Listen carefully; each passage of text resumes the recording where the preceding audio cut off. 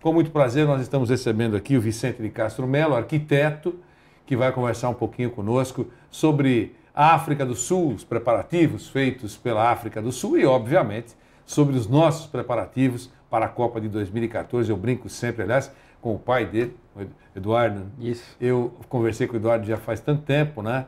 E eu dizia, olha, isso há 2 anos, a última vez que eu entrevistei o pai do Vicente, o Eduardo, eu disse, olha, 2014 é amanhã. Imagine hoje, vou fazer a mesma pergunta para o Vicente, né? 2 anos se passar. É um prazer tê-lo aqui, viu? Obrigado pela presença. Prazer é meu, Vanderlei. Muito obrigado, agradeço o convite. E vamos tentar esclerecer um pouquinho. Falar um pouquinho sobre esse lá. trabalho todo. O que é esse grupo Arquitetos da Copa, Vicente? Isso a gente chama de time de arquitetos da Copa. É muito interessante. É uma iniciativa do Portal 2014 que juntou todos os arquitetos envolvidos em projetos dos estados da Copa de 2014. E a gente se reuniu, já são 4 encontros. O próximo vai ser agora dia 8 e 9 em Recife. E onde a gente se reúne para discutir arquitetura e discutir um modelo ideal para fazer a melhor Copa do Mundo de todos os tempos. Quer dizer, a gente não quer trabalhar isoladamente, quer dizer, cada um fazendo como se fosse um grande concurso de arquitetura, como se cada arquiteto quisesse desenvolver o melhor projeto. Então, a finalidade da gente se unir e trabalhar em conjunto é que ter um trabalho conciso, um trabalho de conjunto. Pelo menos uma linha. Uma linha, para que todo mundo atinja o mesmo padrão, para que a gente não tenha disparidades. Embora com formatos diferentes. Exatamente, a liberdade de expressão é fundamental, quer dizer, criação, cada um tem a sua, mas sempre que tiver um ponto de dificuldade ou uma sugestão bacana, o grupo vai trabalhar em conjunto, vai passar uma informação um para o outro, que é para a gente ter uma Copa sensacional. É muito difícil trabalhar, a gente enfrenta várias dificuldades e trabalhando em conjunto a gente consegue melhorar bastante o nível de todos os projetos e a qualidade geral. Vocês cuidam de que estádio? O meu escritório cuida atualmente do Estádio Nacional de Brasília, que é na capital do Brasil. De uma forma geral, como é que vai ser o estádio lá? É bom detalhezinhos, como é que será o estádio? Para que capacidade? Qual é a capacidade do estádio? O estádio foi totalmente pensado desde o início, que foi a intenção do governo de Brasília e foi a intenção que foi apresentada ao comitê organizador da Copa, de que Brasília estaria preparando o estádio para abertura e até mesmo para encerramento da Copa do Mundo. Sim. Então, até hoje, é isso que está valendo. O estádio está sendo preparado para 70 mil torcedores. 70 mil. Com todos os requisitos necessários, quer dizer, para atender a FIFA no caso de uma abertura ou no encerramento da Copa do Mundo. Porque o estádio, para abertura e encerramento, ele tem características bem diferentes dos estádios para jogos de menor importância.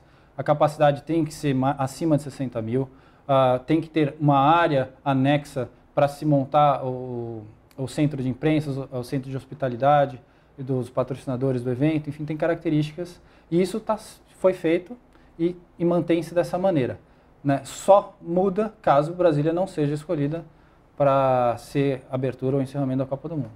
Muda, você diz, diminui a intensidade, digamos assim. Brasília tem um pensamento de que a capital do país merece e tem que ter um equipamento de acordo com a grandiosidade da cidade.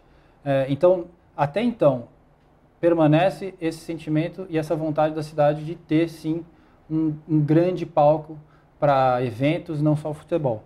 Então, vai se manter dessa maneira. Até assim, no último caso, não se viabilize, por exemplo, uma abertura ou um encerramento na Copa, aí talvez se pense em alguma outra coisa, mas... Vicente, e aquela palavra-chave que a gente tem ouvido muito antes de 2007, depois daqueles Jogos Pan-Americanos no Rio de Janeiro, o legado. Faz um estádio maravilhoso, eu imagino que seja maravilhoso mesmo, de alto padrão. E depois? Essa discussão é interessante. O legado. O que realmente a gente quer para o Brasil?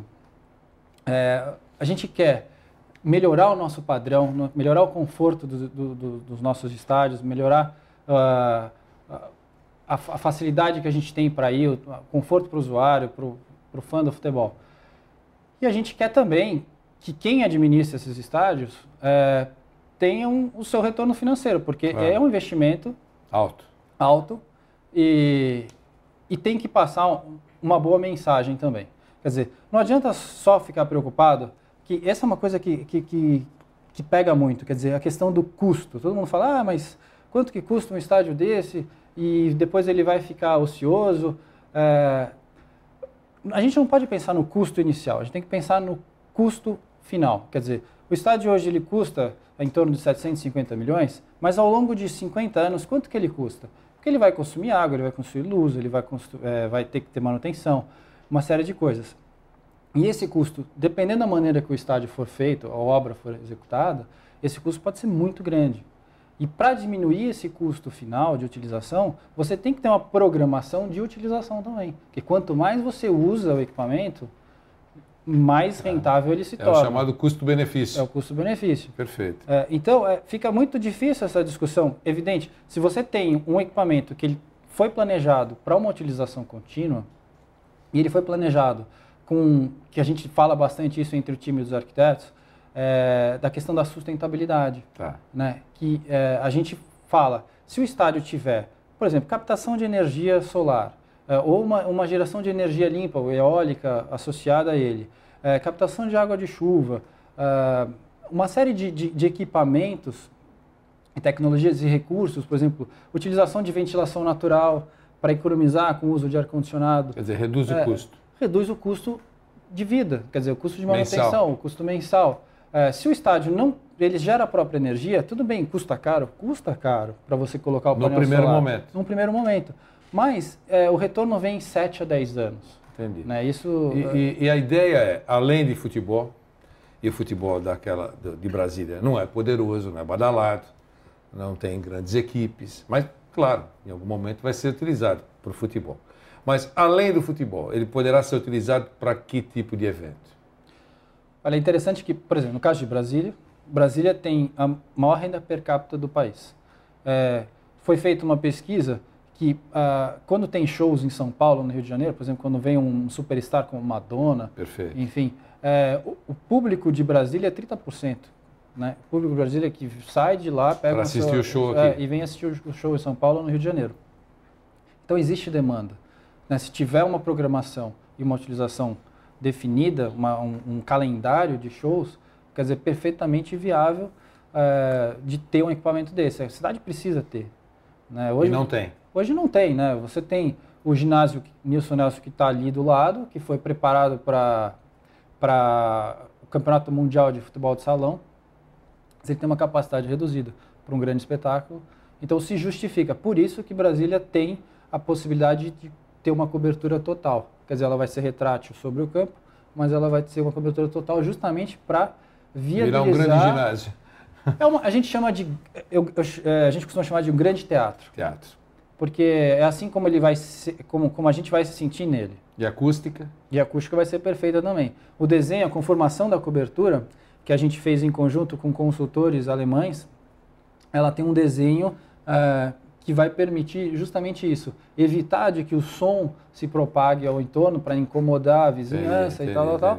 E vai concentrar o som internamente, quer dizer, dando aquele aspecto mais gostoso, né, para quem estiver ali assistindo o espetáculo. Legal.